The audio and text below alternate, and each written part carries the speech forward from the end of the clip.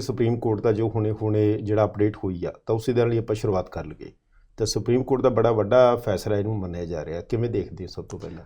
ਬਿਲਕੁਲ ਮੇਰੇ ਖਿਆਲ ਦੇ ਨਾਲ ਅੱਜ ਜੋ ਪ੍ਰਾਈਮ ਟਾਈਮ 'ਚ ਮੇਨ ਸਟ੍ਰੀਮ ਖਾਸ ਤੌਰ 'ਤੇ ਸਾਡਾ ਜਿਹੜਾ ਖੇਤਰੀ ਮੀਡੀਆ ਹੈ ਉਹਦੇ ਵਿੱਚ ਇਹੀ ਡਿਬੇਟ ਰਹਿਣ ਵਾਲੇ ਹੋਣਗੇ ਜੀ, ਜਾਂ ਪ੍ਰਾਈਮ ਟਾਈਮ 'ਚ ਇਹ ਖਬਰਾਂ ਚੱਲਣਗੀਆਂ ਕਿਉਂਕਿ ਬਹੁਤ ਵੱਡਾ ਫੈਸਲਾ ਆਇਆ ਹੈ ਜੀ।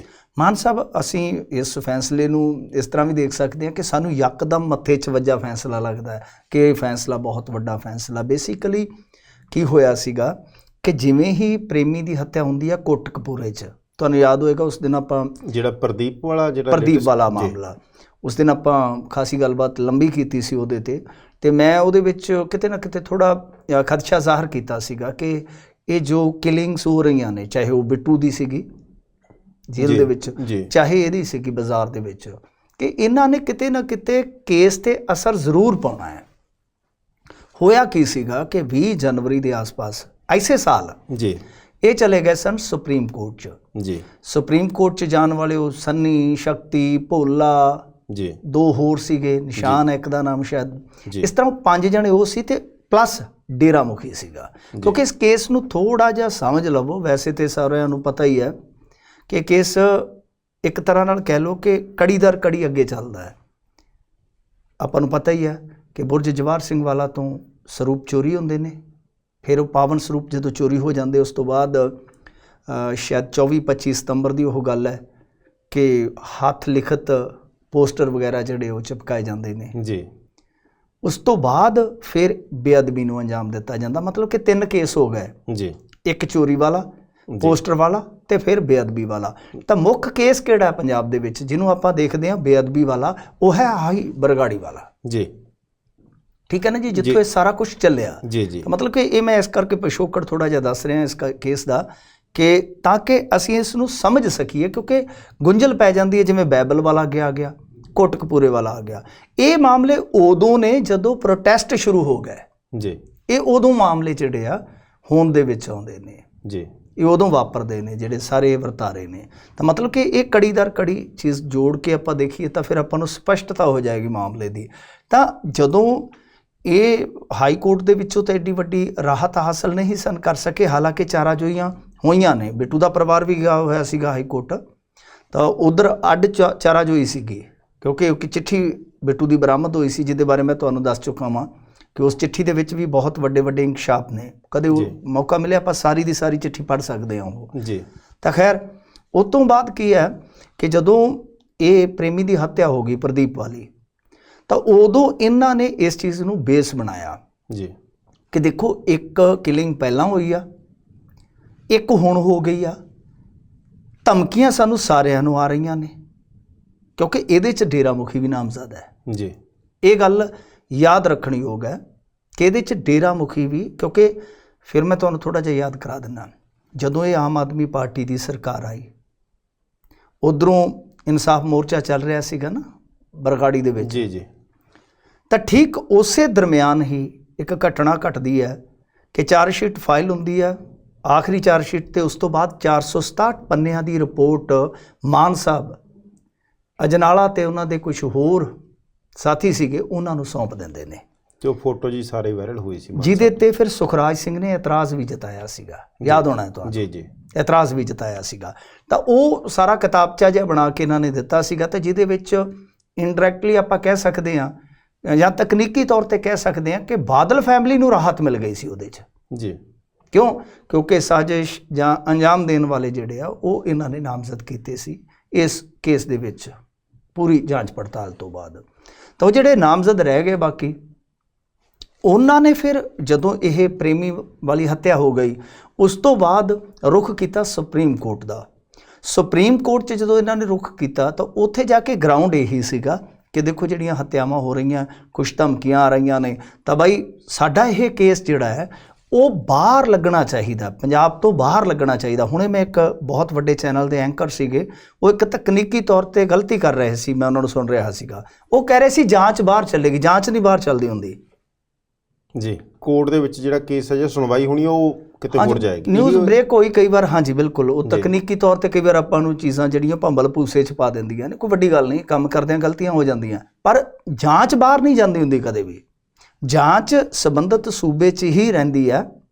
ਜਦੋਂ ਜਾਂਚ ਜਿੱਥੇ ਘਟਨਾ ਵਾਪਰੀ ਉੱਥੇ ਨਾਲ ਹੀ ਜੀ ਜਾਂਚ ਪੰਜਾਬ ਪੁਲਿਸ ਹੀ ਕਰੇਗੀ। SIT ਬਣੀ ਹੋਈ ਹੈ ਨਾ, ਉਹੀ ਕਰੇਗੀ ਪਰਮਾਰ ਸਾਹਿਬ ਦੀ ਅਗਵਾਈ ਦੇ ਵਿੱਚ। ਜਿਹੜੀ ਉਹ ਜਾਂਚ ਹੈ ਉਹ ਤਾਂ ਤਕਰੀਬਨ ਮੁਕੰਮਲ ਹੋ ਵੀ ਚੁੱਕੀ ਹੈ ਨਾ ਜੀ। ਤਾਂ ਹੀ ਉਹਨਾਂ ਨੇ 467 ਪੰਨਿਆਂ ਦਾ ਕਿਤਾਬਚਾ ਜਿਹਾ ਦਿੱਤਾ ਸੀਗਾ ਜੀ, ਕਿਉਂਕਿ ਜਾਂਚ ਪੜਤਾਲ ਦਾ ਉਹ ਸਾਰਾ ਸਿੱਟਾ ਸੀ। 467 ਪੰਨਿਆਂ ਦਾ ਕਿਤਾਬਚਾ ਜਿਹੜਾ ਬਣਾ ਕੇ ਇਹਨਾਂ ਨੇ ਭੇਂਟ ਕੀਤਾ ਜੀ। ਤਾਂ ਹੁਣ ਮਤਲਬ ਕਿ ਜਿਹੜੀ ਕੇਸ ਦੀ ਸੁਣਵਾਈ ਹੋਏਗੀ ਉਹ ਪੰਜਾਬ ਤੋਂ ਬਾਹਰ ਹੋਏਗੀ, ਕਿਉਂਕਿ ਜਦੋਂ ਆਪਾਂ ਆ ਰਹੇ ਸੀਗੇ ਉਦੋਂ ਚੰਦ ਮਿੰਟ ਪਹਿਲਾਂ ਹੀ ਇਹ ਨਿਊਜ਼ ਬ੍ਰੇਕ ਹੁੰਦੀ ਹੈ। ਹਾਲੇ ਇਹ ਨਹੀਂ ਪਤਾ ਲੱਗਿਆ, ਤਫਸੀਲ ਪੜ੍ਹਨੀ ਪਵੇਗੀ, ਇਹ ਨਹੀਂ ਪਤਾ ਲੱਗਿਆ ਕਿ ਕਿਸ ਸਟੇਟ 'ਚ ਕੋਈ ਮਤਲਬ ਕਿ ਦਿਸ਼ਾ ਨਿਰਦੇਸ਼ ਹੋਏ ਆ, ਫੈਸਲਾ ਹੋਇਆ ਕਿ ਇਸ ਸਟੇਟ ਦੇ ਵਿੱਚ ਜਾ ਕੇ ਇਹ ਮਾਮਲਾ ਜਿਹੜਾ ਸੁਣਿਆ ਜਾਵੇ। ਇਹ ਹਾਲੇ ਕਹਿ ਲਓ ਅਸਪਸ਼ਟਤਾ ਹੈ। ਜੇ ਕਿਸੇ ਨੂੰ ਕੋਈ ਸੂਚਨਾ ਮਿਲ ਗਈ ਹੋਵੇ ਇਸ ਮੁਤਲਕ ਤੇ ਉਹ ਜ਼ਰੂਰ ਆਪਣੇ ਨਾਲ ਸਾਂਝੀ ਕਰ ਦੇਵੇ। ਜੀ ਜੀ ਜੀ, ਬਿਲਕੁਲ ਬਿਲਕੁਲ ਜੀ। ਮੈਂ ਜਰਾ ਇੱਧਰੋਂ ਦੇਖ ਵੀ ਲੈਣਾ ਜੇ ਕੋਈ ਇਸ ਬਾਬਤ ਕਮੈਂਟ ਹੋਇਆ ਤਾਂ, ਨਹੀਂ ਫਿਰ ਆਪਾਂ ਅੱਗੇ ਨੂੰ ਚੱਲਦੇ ਹਾਂ ਮਿੰਟੂ ਜੀ। ਤਾਂ ਮਿੰਟੂ ਜੀ ਦਾ ਕਿ ਥੋੜਾ ਜਿਹਾ ਮੈਂ ਚਾਹੂੰਗਾ ਕਿ ਸੋਸ਼ਲੀ ਤੇ ਪੋਲੀਟੀਕਲੀ ਮਤਲਬ ਇਹਨੂੰ ਜੇ ਆਪਾਂ ਕਰਨਾ ਹੋਵੇ ਤਾਂ ਪੋਲੀਟੀਕਲੀ ਤਾਂ ਦੇਖੋ ਮਾਨ ਸਾਹਿਬ ਜੀ, ਆਮ ਆਦਮੀ ਪਾਰਟੀ ਵਾਸਤੇ ਸਮੱਸਿਆ ਹੀ ਸਮੱਸਿਆ ਹੈ ਜੀ। ਹੁਣ ਤੁਸੀਂ ਦੇਖੋ ਨਾ ਕਿ ਅਜਨਾਲਾ ਵਾਲੇ ਮਾਮਲੇ ਦੇ ਵਿੱਚ ਵੀ DGP ਆਉਂਦੇ ਨੇ ਸਕਰੀਨ ਤੇ ਬੜੀ ਉਹ ਗੱਡਵੀਂ ਜੀ ਗੱਲ ਕਰਦੇ ਨੇ ਕਿ ਦੇਖੋ ਜੀ ਅਸੀਂ ਜਿਨ੍ਹਾਂ ਨੇ ਵੀ ਹਮਲਾ ਕੀਤਾ ਛੱਡਾਂਗੇ ਨਹੀਂ। ਪਰ ਹੁਣ ਉਹਨਾਂ ਦੇ ਬਿਆਨ ਨੇ ਹੀ ਉਹਨਾਂ ਨੂੰ ਘੇਰਾ ਪਵਾ ਦਿੱਤਾ। ਵਿਰੋਧੀ ਕਹਿੰਦੇ ਕਿ ਲਓ ਹੁਣ ਐਕਸ਼ਨ ਲੈ ਨਹੀਂ ਸਕਦੇ ਜੀ। ਇਹ ਦਿੱਕਤ ਹੈ, ਇਹ ਪ੍ਰੋਬਲਮ ਹੈ। ਤਾਂ ਉਸੇ ਤਰ੍ਹਾਂ ਜੇ ਤੁਸੀਂ ਇਸ ਮਾਮਲੇ 'ਚ ਵੇਖੋਗੇ ਤਾਂ ਪੋਲੀਟੀਕਲੀ ਤੁਹਾਨੂੰ ਦੋ ਚੀਜ਼ਾਂ ਜਿਹੜੀਆਂ ਨੇ ਉਹ ਕਿਤੇ ਨਾ ਕਿਤੇ ਸਵਾਲ ਦੇ ਰੂਪ 'ਚ ਟੱਕਰਨਗੀਆਂ ਜੀ। ਨੰਬਰ 1 ਕਿ ਤੁਸੀਂ ਬਾਦਲਾਂ ਦੇ ਨਾਮ ਤੇ ਰਾਜਨੀਤੀ ਕੀਤੀ ਬੇਅਦਬੀ ਮਾਮਲਿਆਂ 'ਚ ਜੀ। ਤਾਂ ਜਿਹੜੀ ਫਾਈਨਲ ਚਾਰਜਸ਼ੀਟ ਸੀਗੀ ਉਹ ਤੁਹਾਡੇ ਰਾਜ ਦੇ ਵਿੱਚ ਤੁਹਾਡੇ ਕਾਰਜਕਾਲ 'ਚ ਦਾਖਲ ਹੁੰਦੀ ਹੈ। ਉਹਦੇ ਵਿੱਚ ਜਿਹੜੇ ਸਾਜ਼ਿਸ਼ਕਰਤਾ ਜਾਂ ਅੰਜਾਮ ਦੇਣ ਵਾਲੇ ਨਾਮਜ਼ਦ ਮੁਲਜ਼ਮ ਨੇ ਉਹ ਡੇਰੇ ਵਾਲੇ ਹੀ ਬਣਾਏ ਜਾਂਦੇ ਆ ਜੀ। ਤੇ ਇਹਦਾ ਮਤਲਬ ਹੈ ਕਿ ਤੁਹਾਡਾ ਉਹ ਦਾਅਵਾ ਗਲਤ ਸਾਬਤ ਹੋਇਆ। ਇੱਕ ਪੁਆਇੰਟ ਤੇ ਆ ਜੀ। ਦੂਸਰਾ ਪੋਲੀਟੀਕਲੀ ਇਹ ਵੀ ਹੋ ਸਕਦਾ ਕਿ ਸਵਾਲ ਇਹ ਉੱਠਣ ਕਿ ਬਾਈ ਤੁਸੀਂ ਪੈਰਵਾਈ ਠੀਕ ਢੰਗ ਨਾਲ ਨਹੀਂ ਕਰ ਰਹੇ, ਕਿਉਂਕਿ ਮਾਮਲਾ ਹੁਣ ਦੇਖੋ ਜਦੋਂ ਕੋਰਟ ਕਚਹਿਰੀ 'ਚ ਜਾਂਦਾ ਹੈ ਫੈਸਲਾ ਤਾਂ ਹੁਣ ਸੁਪਰੀਮ ਕੋਰਟ ਨੇ ਆਪਣੇ ਪੱਧਰ ਤੇ ਦੇਣਾ ਹੈ ਨਾ ਜੀ, ਸੋਚ ਵਿਚਾਰ ਕੇ ਕਿ ਜੋ ਉਹਨਾਂ ਨੂੰ ਠੀਕ ਲੱਗਦਾ ਜੀ। ਪਰੰਤੂ ਹੁੰਦਾ ਕੀ ਹੈ ਕਿ ਪੋਲੀਟੀਕਲੀ ਆ ਕੇ ਅਸਰ ਇਸ ਗੱਲ ਦਾ ਪੈਂਦਾ ਹੈ ਕਿ ਜਿਸ ਪਾਸੇ ਭਾਵਨਾਤਮਕ ਤੌਰ ਤੇ ਜ਼ਿਆਦਾ ਲੋਕਾਂ ਦਾ ਜੁੜਾਵ ਹੋਵੇ, ਓਪੋਜੀਸ਼ਨ ਉਹਨਾਂ ਦੇ ਨਾਲ ਖਲੋ ਕੇ ਸਵਾਲ ਕਰਦੀ ਹੈ ਕਿ ਕੀ ਤੁਸੀਂ ਲੋਕਾਂ ਦਾ ਇਹ ਕੇਸ ਜਿਹੜਾ ਸੀਗਾ ਜਾਂ ਕਿਸੇ ਕੌਮ ਦਾ ਜਿਹੜਾ ਕੇਸ ਸੀ ਠੀਕ ਢੰਗ ਨਾਲ ਉੱਥੇ ਪੇਸ਼ ਕੀਤਾ ਜੇ ਕਿ ਨਹੀਂ ਜੀ। ਉੱਥੇ ਵੀ ਸਵਾਲ ਹੋਏਗਾ। ਤਾਂ ਪੋਲੀਟੀਕਲੀ ਦੋ ਤਿੰਨ ਚੀਜ਼ਾਂ ਮੁੱਢਲੇ ਤੌਰ ਤੇ ਆਪਾਂ ਨੂੰ ਜਾਪਦੀਆਂ ਨੇ ਕਿ ਆਮ ਆਦਮੀ ਪਾਰਟੀ ਵਾਸਤੇ ਉਹ ਔਖੀਆਂ ਹੋਣਗੀਆਂ ਜੀ, ਕਿਉਂਕਿ ਹੁਣ ਸਭ ਤੋਂ ਪਹਿਲਾਂ ਤੇ ਇਹ ਸਪਸ਼ਟ ਹੋਣਾ ਬਾਕੀ ਹੈ ਨਾ ਕਿ ਕੇਸ ਕਿਸ ਸਟੇਟ 'ਚ ਜਾਂਦਾ ਹੈ ਜੀ। ਤੇ ਜੇ ਹਰਿਆਣੇ 'ਚ ਜਾਂਦਾ, ਹਾਂਜੀ ਜੇ ਹਰਿਆਣੇ 'ਚ ਜਾਂਦਾ ਤਾਂ ਮਾਮਲਾ ਬਿਲਕੁਲ ਰੌਚਕ ਹੋ ਜਾਏਗਾ। ਹਰਿਆਣੇ 'ਚ ਡੇਰਾ ਹੈ ਨਾ ਜੀ, ਹਰਿਆਣੇ 'ਚ ਹੀ ਕਹਿ ਲਓ ਕਿ ਜੋ ਨਾਮਜ਼ਦ ਹੈ ਸਾਜ਼ਿਸ਼ ਕਰਤਾ ਉਹ ਵੀ ਉੱਥੋਂ ਦਾ ਰਹਿਣ ਵਾਲਾ ਜਿਹਦਾ ਪ੍ਰਭਾਵ ਹੈ।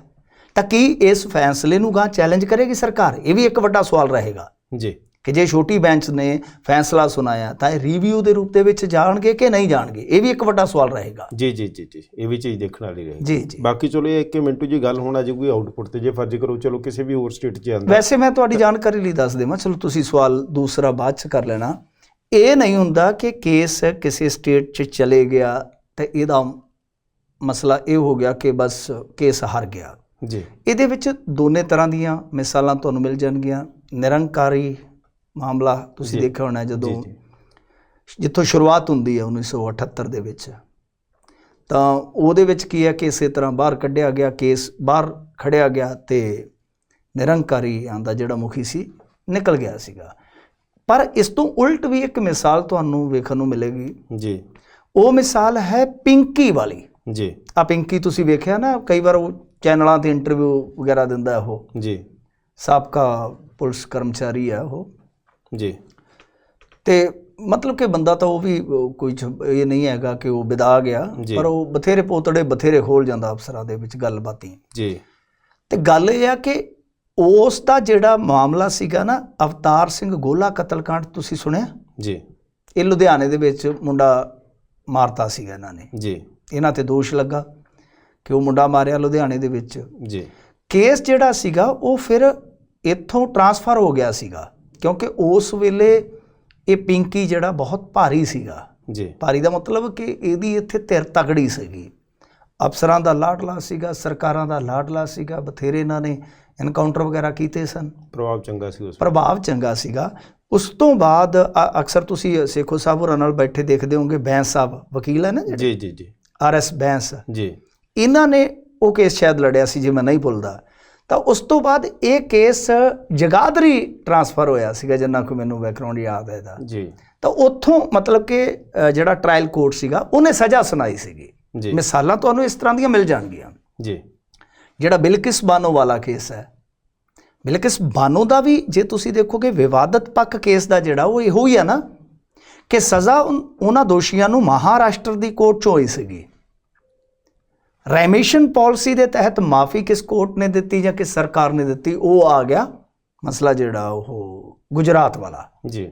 ਕੋਰਟ ਤਾਂ ਨਹੀਂ ਆਪਾਂ ਕਹਿ ਸਕਦੇ, ਸਰਕਾਰ ਕਹਿਤਾ ਜੀ, ਸਰਕਾਰ ਕਹਿਤਾ ਤਾਂ ਠੀਕ ਰਹੇਗਾ। ਕਿਉਂਕਿ ਰੈਮਿਸ਼ਨ ਪਾਲਿਸੀ ਦੇ ਮੁਤਾਬਕ ਉਹਨਾਂ ਨੇ ਉਹਨਾਂ ਨੂੰ ਰਿਹਾ ਕਰਵਾ ਦਿੱਤਾ ਇਲੈਕਸ਼ਨ ਤੋਂ ਐਨ ਪਹਿਲਾਂ ਜੀ। ਪਰ ਇਹੀ ਇੱਕ ਕਾਨੂੰਨੀ ਪੇਚ ਸੀ ਕਿ ਕੀ ਇਹ ਜਾਇਜ਼ ਹੈ, ਕਿਉਂਕਿ ਜਿਹੜੇ ਟ੍ਰਾਇਲ ਕੋਰਟ ਦੇ ਜੱਜ ਸਨ ਜਿਨ੍ਹਾਂ ਨੇ ਸਜ਼ਾ ਸੁਣਾਈ ਸੀਗੀ ਜੀ, ਉਹਨਾਂ ਨੇ ਵੀ ਇਸ ਫੈਸਲੇ ਤੇ ਨਾਰਾਜ਼ਗੀ ਜ਼ਾਹਰ ਕੀਤੀ ਸੀਗੀ ਜੀ। ਮਤਲਬ ਕਿ ਕਈ ਕੇਸ ਤੁਹਾਨੂੰ ਇਸ ਤਰ੍ਹਾਂ ਦੇ ਮਿਲ ਜਾਣਗੇ ਜਿਹਦੇ ਵਿੱਚ ਕੁਝ ਕੇਸ ਜਿਹੜੇ ਆ ਟਰਾਂਸਫਰ ਹੋ ਕੇ ਬਰੀ ਵੀ ਹੋਏ, ਕੁਝ ਵੱਜੇ ਵੀ ਆ। ਜੀ ਜੀ ਜੀ ਜੀ, ਬਿਲਕੁਲ ਬਿਲਕੁਲ ਜੀ। ਗੱਲ ਮਿੰਟੂ ਜੀ ਮੈਂ ਆਊਟਪੁੱਟ ਦੀ ਕਰ ਰਿਹਾ ਸੀਗਾ ਹਾਂਜੀ ਹਾਂਜੀ, ਕਿਉਂਕਿ ਗੱਲ ਇਹ ਵੀ ਜਿੱਥੇ ਮਰਜ਼ੀ ਜਿਹੜਾ ਕੇਸ ਆ ਜਿੱਥੇ ਮਰਜ਼ੀ ਜਾ ਕੇ ਪੈਰਵਾਈ ਹੋਵੇ ਉਹਦੀ ਜਾਂ ਕਹ ਲਓ ਕੇਸ ਚੱਲੇ, ਪਰ ਐਟਲੀਸਟ ਉਹਦੀ ਆਊਟਪੁੱਟ ਮਿਲਣੀ ਚਾਹੀਦੀ ਆ। ਮਾਮਲਾ ਜਿਹੜਾ ਕਿ ਸਜ਼ਾ ਹੋਣੀ ਚਾਹੀਦੀ ਜਾਂ ਪਤਾ ਲੱਗਣਾ ਚਾਹੀਦਾ। ਬਿਲਕੁਲ ਤਾਂ ਉਧਰਲੇ ਪਾਸੇ ਨੂੰ ਜਾਏਗਾ ਕੇਸ, ਮਤਲਬ ਇਹ ਆ ਕਿਉਂਕਿ ਬਹੁਤ ਸਾਰੇ ਲੋਕਾਂ ਨੂੰ ਉਮੀਦ ਤਾਂ ਇਹੀ ਹੈ। ਪਹਿਲਾਂ ਤਾਂ ਸਭ ਤੋਂ ਆਪਾਂ ਨੂੰ ਇਹ ਪਤਾ ਲੱਗਣਾ ਚਾਹੀਦਾ ਨਾ ਕਿ ਕਿਸ ਰਾਜ ਦੇ ਵਿੱਚ, ਕਿਸ ਸਟੇਟ ਦੇ ਵਿੱਚ ਜਾਂਦਾ, ਕਿਉਂਕਿ ਪ੍ਰੇਮੀ ਚਾਹਣਗੇ ਕਿ ਹਰਿਆਣੇ 'ਚ ਹੀ ਕੇਸ ਜਾਵੇ ਜੀ। ਉਹ ਇਹਦੇ ਲਈ ਇੱਕ ਦੋ ਚੀਜ਼ਾਂ ਕਹਿ ਸਕਦੇ ਆ ਕਿ ਸਾਨੂੰ ਨੇੜਾ ਹੈ ਜੀ, ਠੀਕ ਹੈ ਨਾ ਜੀ, ਵੀ ਸਾਨੂੰ ਬਹੁਤੀ ਦੂਰ ਨਹੀਂ। ਹੁਣ ਇਹ ਤਾਂ ਕਹਿ ਨਹੀਂ ਸਕਦੇ ਕਿ ਗੁਜਰਾਤ ਦੇ ਵਿੱਚ ਸ਼ਿਫਟ ਕਰ ਦਿਓ ਕੇਸ ਜੀ। ਰਾਜਸਥਾਨ ਦੇ ਵਿੱਚ ਗਵਰਨਮੈਂਟ ਤੁਹਾਨੂੰ ਪਤਾ ਹੈ ਉੱਥੇ ਭਾਜਪਾ ਦੀ ਨਹੀਂ ਹੈਗੀ ਜੀ। ਇੱਥੇ ਤਾਂ ਅੱਗੇ ਪੈਰੋਲ ਨੂੰ ਲੈ ਕੇ ਬਹੁਤ ਰੌਲੇ ਪੈ ਰਹੇ ਆ ਜੀ। ਤਾਂ ਗੱਲ ਇਹ ਆ ਕਿ ਜੱਜ ਇਹਨਾਂ ਦੇ ਪ੍ਰਭਾਵ ਹੇਠ ਆ ਜਾਣਗੇ, ਐਸਾ ਕੁਝ ਮਤਲਬ ਕਿ ਸੋਚਣਾ ਜਿਹੜਾ ਉਹ ਬਹੁਤ ਕਾਲੀ ਦੀ ਗੱਲ ਹੁੰਦੀ ਹੈ। ਜਾਂ ਮੈਂ ਕਹਿੰਦਾ ਕਿ ਹਰੇਕ ਜੱਜ ਇਸ ਤਰ੍ਹਾਂ ਨਹੀਂ ਕੋਈ ਦਬਾਅ 'ਚ ਆ ਜਾਵੇ। ਬਹੁਤ ਵੱਡੇ ਵੱਡੇ ਕੇਸ ਜੱਜ ਆਪਣੇ ਕੈਰੀਅਰ 'ਚ ਸੁਣਦੇ ਨੇ ਜੀ। ਜਗਦੀਪ ਸਿੰਘ ਦੀ ਮਿਸਾਲ ਹੈ ਨਾ ਕਿ ਜਗਦੀਪ ਸਿੰਘ ਹੋਰਾਂ ਨੇ ਕਿਸ ਤਰ੍ਹਾਂ ਇਹਨੂੰ ਸਜ਼ਾ ਸੁਣਾਈ ਸੀਗੀ ਜੀ। ਤਾਂ ਗੱਲ ਇਹ ਆ ਕਿ ਜੁਡੀਸ਼ਰੀ ਦੇ ਵਿੱਚ ਆਪਾਂ ਨੂੰ ਥੋੜ੍ਹਾ ਭਰੋਸਾ ਤਾਂ ਬਈ ਰੱਖਣਾ ਹੀ ਪਏਗਾ ਨਾ ਜੀ ਕਿ ਯਾਰ ਇੱਦਾਂ ਨਹੀਂ ਹੁੰਦਾ ਕਿ ਕਿਸੇ ਵੀ ਸਟੇਟ ਦੇ ਵਿੱਚ ਗਿਆ ਤਾਂ ਕੇਸ ਡਿੱਗ ਪਏਗਾ। ਪਰ ਬਿਲਕੁਲ ਤੁਹਾਡੀ ਗੱਲ ਦਰੁਸਤ ਹੈ ਕਿ ਆਊਟਪੁੱਟ ਜਿਹੜੀ ਆ ਉਹ ਤਦ ਮਿਲੇਗੀ ਜੇ ਤੁਹਾਡਾ ਕੇਸ ਉੱਥੇ ਬਹੁਤ ਪੁਖਤਾ ਢੰਗ ਨਾਲ ਪੇਸ਼ ਕੀਤਾ ਜਾਏਗਾ, ਕਿਉਂਕਿ ਹਜ਼ੂਰ ਫੈਸਲਾ ਸਬੂਤਾਂ ਨਾਲ ਹੋਣਾ ਹੈ ਜੀ, ਸਬੂਤਾਂ ਨਾਲ ਹੋਣਾ ਹੈ। ਕਿਉਂਕਿ ਇੱਕ ਥਾਂ ਤੋਂ ਮੰਨ ਲਓ ਜੇ ਕੇਸ ਤਿਲਕਾ ਦਿੱਤਾ ਜਾਂਦਾ ਤਾਂ ਦੂਸਰੀ ਕੋਰਟ ਦੇ ਵਿੱਚ ਜਾ ਕੇ, ਵੱਡੀ ਕੋਰਟ ਦੇ ਵਿੱਚ ਜਾ ਕੇ ਅੱਗੇ ਤੁਸੀਂ ਫਿਰ ਚੈਲੰਜ ਕਰ ਦਿੰਦੇ ਹੋ ਕਿ ਬਈ ਇਹ ਫੈਸਲਾ ਕਿੱਦਾਂ ਦਿੱਤਾ ਇਹਨੇ ਜੀ। ਹੇਠਲੀ ਕੋਰਟ ਨੇ ਇਹ ਫੈਸਲਾ ਇਦਾਂ ਕਿੱਦਾਂ ਦਿੱਤਾ, ਕਿਉਂਕਿ ਸਬੂਤਾਂ ਐਵੀਡੈਂਸ ਤਾਂ ਕੁਝ ਕਹਿੰਦੇ ਨੇ ਜੀ। ਇਹ ਵੀ ਤਾਂ ਹੈ ਨਾ ਕਿ ਉੱਤੇ ਵੀ ਆਪਸ਼ਨ ਹੈ ਤੁਹਾਡੇ ਕੋਲ ਜੀ ਜੀ। ਗੱਲ ਤੇ ਹੈ ਕਿ ਤੁਹਾਡੇ ਕੇਸ ਦੀ ਪੇਸ਼ਕਾਰੀ ਕਿਸ ਪੱਧਰ ਦੀ ਹੋਏਗੀ ਉਹ ਦੇਖਣਾ ਲਾਜ਼ਮੀ ਹੋਏਗਾ ਜੀ ਜੀ ਜੀ ਜੀ ਜੀ। ਬਿਲਕੁਲ ਬਿਲਕੁਲ। ਇੱਧਰੋਂ ਜੀਵ ਜੀ ਕਹਿ ਰਿਹਾ ਕਿ ਸੁਖਰਾਜ ਸਿੰਘ ਹੋਰੀ ਤਾਂ ਕਹਿੰਦੇ ਸ਼ੁਕਰਾਨਾ ਕਰ ਰਿਹਾ ਜੀ, ਸੀਐਮ ਸਾਹਿਬ ਦਾ ਧੰਨਵਾਦ ਕਰ ਰਹੇ ਆ।